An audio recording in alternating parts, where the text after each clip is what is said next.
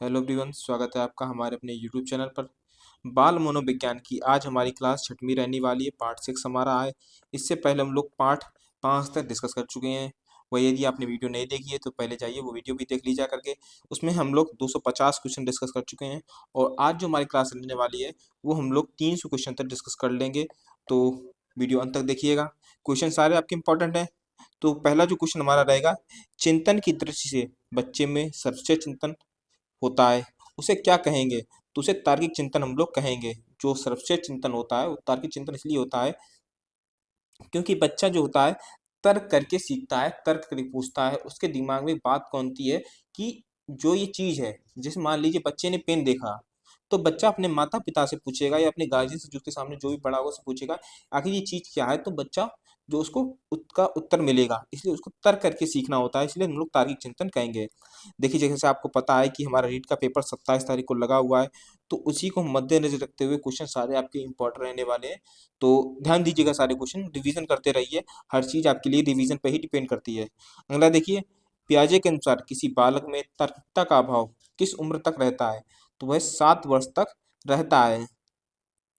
आगे, किसी बालक में चिंतन की आयु बढ़ने के साथ साथ किसकी प्रधानता बढ़ती है? किसकी प्रधानता बढ़ती है? तो तर्क की प्रधानता बढ़ जाती है। जैसे बच्चा और बड़ा होगा, तर्क और करेगा और सीखेगा और जानेगा। आगे, जन्म के बाद किसी बालक में चिंतन का विकास कब प्रारंभ होता है? चिंतन यानी थिंकिंग का, यानी बच्चा सोचना शुरू कर देता है। तो 2 वर्ष की आयु के बाद वह बच्चा सोचना शुरू कर देता है कि जैसे मान लीजिए वो मेज रखी है, तो कोई मेज रखी है, बच्चे ने देखी मेज, तो बच्चा पूछेगा ये क्या है, उसके बारे में सोचेगा कि अच्छा इसके 4 पैर भी होते हैं, इसके 4 पैर पे खड़ी है ये। इन सब के बारे में डिस्कस करेगा, सोचेगा। किसी बालक का बौद्धिक विकास, शारीरिक विकास और उसकी विकास की प्रक्रिया, ये कौन सा कारक होता है? तो ये उसका आंतरिक कारक होता है। जो बौद्धिक विकास होता है बच्चे का या शारीरिक विकास होता है, ये आंतरिक यानी उसके अंदर का विकास है, इसलिए हम लोग आंतरिक विकास कहेंगे। बौद्धिक और शारीरिक विकास कैसा होता है? तो आंतरिक विकास होता है। माता पिता से संतानों को प्राप्त होने वाले गुणों को क्या कहते हैं? जो माता पिता से बच्चों को प्राप्त होते हैं तो वंशानुक्रम होते हैं। ये वंश के आधार पर उनको बच्चे को मिलते हैं। जैसे मान लीजिए किसी पिता की, जो पिता है बच्चे का, तो जो बच्चा है उसके पिता यदि गंजे हैं तो उसका जो बच्चा होगा वो भी ज्यादा संभावना होगी कि जो बच्चा होगा एक समय आने पर वो भी गंजा हो जाएगा। आगे देखिए, किस मनोवैज्ञानिक ने अभिवृद्धि को कोशिकीय वृद्धि बताया है, कहा है? तो फ्रैंक ने, मनो जो फ्रैंक है मनोवैज्ञानिक, उन्होंने अभिवृद्धि को कोशिकीय वृद्धि बताया है। बाल विकास में वय संधि का समय क्या है? तो वय संधि का समय है 10 वर्ष से 14 वर्ष तक। ये अवस्था होती है वय संधि की, जो है अवस्था होती है। जब भी कभी 21वें गुणसूत्र में अर्धसूत्रीय विभाजन नहीं होता है तो वह क्या कहलाता है? तो वह डाउन सिंड्रोम कहलाता है। ठीक है, ये इंपॉर्टेंट है, आप याद रखिएगा इसको। इसके अलावा जो वय संधि का क्वेश्चन है ये भी आपको याद रखना है। और इसके अलावा यहाँ ये प्रवृत्ति, ये भी इंपॉर्टेंट है। 3 क्वेश्चन आपके लगातार इंपॉर्टेंट है, इसको याद रखिएगा आप लोग। आगे, कोई भी 6 महीने का बालक कंफर्ट साउंड करता है तो वह विकास के किस सिद्धांत से संबंधित है? तो विकास क्रम के सिद्धांत से वह संबंधित है। कौन सा जोड़ा सबसे छोटा होता है? तो 23वां गुणसूत्र होता है, ये सबसे छोटा होता है। जैसा आप सभी को पता है कि जो मनुष्य होता है उसमें 23 जोड़ी गुणसूत्र होते हैं। जो 23वां जोड़ी होता है हमारा, वो जेंडर डिसाइड करता है। यदि एक्स एक्स होगा तो, और यदि एक्स वाई होगा तो, ये दो चीजें होती हैं। तो एक्स एक्स में क्या होता है? एक्स एक्स में बच्चा जो होता है वो गर्ल होता है, लड़की होती है, और जो वाई होता है उसमें बॉय होता है, लड़का होता है। देखिए, जो एक्स गुणसूत्र होता है, यदि अकेले एक्स गुणसूत्र की बात करें तो एक्स गुण से सूत्र होता है वो वाई गुणसूत्र से बड़ा होता है, भारी होता है। तो जो वाई होता है, एक्स वाई गुणसूत्र होगा, ये छोटा होगा, और एक्स एक्स गुणसूत्र जो होगा बड़ा होगा। तो इस प्रकार से 23वां गुणसूत्र होता है वो बड़ा और छोटा हो सकता है। 23वां गुणसूत्र एक्स एक्स महिला अथवा पुरुष किस में पाया जाएगा? तो एक्स एक्स है तो ये किस में पाया जाएगा? महिला में पाया जाएगा। और एक्स बाई होता तो किस में पाया जाता? पुरुष में पाया जाता। देखिए, आप सभी के लिए एक इंपॉर्टेंट सूचना है। आप सभी को पता है कि ग्रुप डी के फार्म वर्तमान में चल रहे हैं और एनटीपीसी के फार्म भरे जा चुके हैं। तो इन्हीं 2 एग्जाम को मद्देनजर रखते हुए हम आपके लिए कोर्स लेकर आए हैं। ये कोर्स सामान्य ज्ञान और सामान्य विज्ञान का होने वाला है। इसमें क्या होगा, आपके दोनों जो होंगे आपको हैंड रिटन नोट्स मिलने वाले हैं। तो ये जो नोट्स होंगे आपके लिए इंपॉर्टेंट है। और यदि आपको इसको परचेस करना है तो हमारे ऐप एग्जाम वेब ऐप का इसको डाउनलोड करना होगा, वहाँ आपको उसका वहीं होगा, आपको इसका कोर्स मिल जाएगा। कोर्स की कीमत मात्र 299 रुपये रहने वाली है।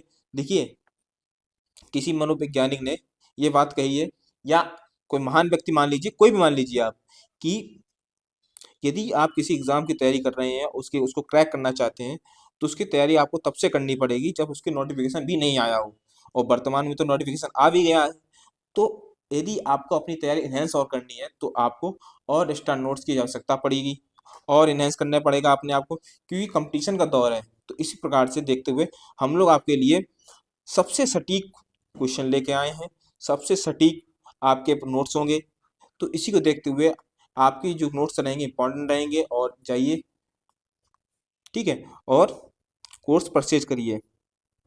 और इसके अलावा यदि आपको कोई क्वेरी करनी है हमसे तो व्हाट्सअप नंबर ही हमारा, इस पर आप मैसेज कर सकते हैं। इसके अलावा आपको यदि हमसे बात करनी है तो ये हमारा नंबर है, इस पर भी आप बात कर सकते हैं हमसे। चलिए, आप अगला क्वेश्चन देखेंगे। कौन सा गुणसूत्र छोटा गुणसूत्र कहलाता है? तो वाई गुणसूत्र होता है, एक्स की अपेक्षा छोटा होता है। आगे, किस सिंड्रोम में 21वें गुणसूत्र का ही विच्छेदन नहीं हो पाता है? तो क्वेश्चन ये हमारा ऊपर डिस्कस हो चुका है, ठीक है। डाउन सिंड्रोम होता है हमारा 21वें गुणसूत्र में, ठीक है। आगे देखिए, माता पिता के शरीर में गुणों का समूह क्या कहलाता है? तो डीएनए कहलाता है। आगे, जब एक कोशिका से दूसरी कोशिका में ले जाया जाता है तो क्या कहलाता है? तो है आरएनए कहलाता है। आरएनए एक कोशिका से दूसरी कोशिका में ले जाया जाता है। आगे, किसी भी बच्चे के दांत बनने की अवस्था क्या होती है? तो गर्भावस्था होती है। कौन सी अवस्था में बालक अथवा बालिका पूरे जीवन में सबसे अधिक फुर्तीला होता है? तो जो बाल्यावस्था अवस्था होती है, इसमें बालक या बालिका जो सबसे फुर्तीला होता है। आप देखेंगे जो बच्चे होते हैं वो खेलते रहते हैं, दौड़ते रहते हैं, थकते नहीं हैं। और हमारे दिमाग में बात हमेशा रहती है कि ये बच्चे आखिर थकते क्यों नहीं, हमेशा दिन भर खेलते रहते हैं। तो क्यों खेलते रहते हैं? क्योंकि वह जो उनका अवस्था अवस्था होती है, सबसे फुर्तीली अवस्था होती है। आगे, किस आयु तक मस्तिष्क का संपूर्ण विकास हो जाता है? तो 12 वर्ष तक जो होता है ये संपूर्ण विकास हो जाता है बच्चे का। किस आयु तक परिपक्वता लगभग आ ही जाती है? तो आ जाती है कितने, 16 वर्ष की अवस्था तक आ जाती है। जीवन का आदर्श काल किसे माना गया है? तो शैशवावस्था को जीवन का आदर्श काल माना गया है। जीवन की नींव या आधारशिला, जीवन की नींव की अवस्था या आधारशिला किसको माना जाता है? तो ये भी शैशवावस्था को माना जाता है।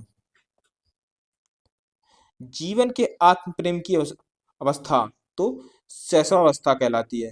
इसमें बच्चा क्या था, खुद से प्रेम करता है, अपनी चीजों से जुड़े, अपनी जो चीजें जुड़ी होती हैं उससे प्रेम करता है, तो उसे आत्म प्रेम की अवस्था माना गया है। बाल विकास में संचयी प्रवृत्ति किस अवस्था में होती है? तो शैशवा जो शैशवावस्था होती है उसमें होती है। अगला क्वेश्चन देखिए, किस हार्मोन के स्त्रोत के कारण लड़कियों की आवाज मृदुल और लड़कों की आवाज में भारीपन आ जाता है? तो थायरॉक्सिन हार्मोन होता है, इसके कारण लड़कों की जो आवाज होती है वो भारी होती है, और जो लड़कियों की आवाज होती है वो पतली होती है, मृदुल होती है। आगे, मानसिक विकास में प्रमस्तिष्क का सबसे प्रमुख कार्य क्या है? तो मानसिक शक्तियों पर नियंत्रण स्थापित करना, ये सबसे प्रमुख कार्य है। मानसिक विकास की किस अवस्था में मूर्त प्रत्यक्षीकरण के आधार पर जिज्ञासा की प्रवृत्ति तीव्र होती है? तो बाल्यावस्था का जो मानसिक विकास होता है ये सबसे प्रमुख होता है। मूर्त प्रत्यक्षीकरण यानी, मूर्त माने क्या होता है, जो जो चीजें दिखाई पड़ती हैं, मतलब जो चीजें सामने से आप देख रहे हैं, तो ये प्रत्यक्ष रूप से आप कोई चीज देख रहे हैं ना, तो उसके बारे में जिज्ञासा उन्होंने उसके क्वेश्चन पूछना, ये सब बाल्यावस्था में आता है। सलाह की आयु किस अवस्था को कहा जाता है? तो बाल्यावस्था को कहा जाता है। इसके कहा जाता है क्योंकि बच्चा बचपन से जो सीखता है वही आगे होता है। यदि आप बच्चे को बचपन में गालियां सिखा देंगे तो वह उसके अंदर दिमाग में गालियां ही भर जाएंगी और वह गालियां देगा। तो जिस प्रकार से माहौल रहेगा बच्चे का उसी प्रकार से वह आगे बढ़ेगा। तो ये सलाह की आयु मानी जाती है। कौन सी अवस्था मानसिक संप्रत्यय उच्चतम रूपों में विकसित हो जाता है? तो किशोरावस्था में जो मानसिक संप्रत्यय है उच्चतम रूप से विकसित हो जाता है। ओडिपस और इलेक्ट्रा कॉम्प्लेक्स की बात किस मनोवैज्ञानिक ने की है? तो सिगमंड फ्राइड ने की है। किस विकास की प्रक्रिया में कौन सी अवस्था जीवन की परिप्रच्छा काल कहलाती है? तो बाल्यावस्था कहलाती है। किस विकास की प्रक्रिया में किस अवस्था को शैशवावस्था की पुनरावृत्ति काल कहते हैं?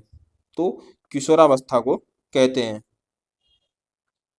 प्राचीन अनुबंधन सिद्धांत किस मनोवैज्ञानिक ने दिए? तो इवान पावलोव ने दिए। इंपॉर्टेंट है आपके लिए ये। एसआर बॉन्ड सिद्धांत किस वैज्ञानिक ने दिया? तो थॉर्नडाइक ने दिया था। ये भी आपके लिए इंपॉर्टेंट है। और नैमित्तिक अनुबंधन की बात किस मनोवैज्ञानिक ने की थी? तो स्किनर ने की थी। सामाजिक अधिगम का सिद्धांत किसने दिया? तो अल्बर्ट बंडूरा ने दिया था सामाजिक अधिगम का सिद्धांत। इंपॉर्टेंट है आपके लिए अल्बर्ट बंडूरा। अधिगम में प्रणोदहवास का सिद्धांत किसने दिया? तो ये हल ने दिया था। अधिगम बने प्रत्यक्ष अधिगम सिद्धांत का किसने प्रतिपादित किया? तो टॉलमैन ने प्रतिपादित किया था। एसओआर सिद्धांत में ओ क्या है? तो ओ क्या है? ऑर्गेनिज्म क्या है? प्राणी जीव। और ये किसने बताया था? ये वाटसन ने दिया था सिद्धांत। ओ का अर्थ क्या है? ऑर्गेनिज्म है। उत्तेजना प्राणी अनुक्रिया सिद्धांत किसका है? तो वुडवर्थ का है ये। अधिगम का टॉपोलॉजिकल सिद्धांत किसका है? तो ये कुर्ट लेविन का है। कुर्ट लेविन का है। निम्नलिखित में से कौन सा सृजनात्मक से संबंधित है? तो मानसिक उद्वेलन का प्रयोग है। ये सृजनात्मकता से संबंधित है। अस्थायी समूह निर्माण के संदर्भ में सही कथन क्या है? तो सही कथन है गृहकालिक प्रवृत्तियां। 44वें प्लस एक्स वाई का संबंध बाल विकास में किससे है? तो ये क्लेनफेल्टर से है।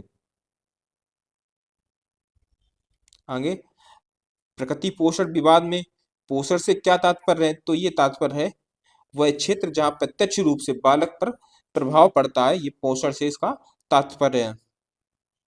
दो परस्पर मनोविरोधी दशाएं किस अवस्था में होती हैं या किस अवस्था की विशेषताएं हैं? तो किशोरावस्था की ये विशेषताएं हैं।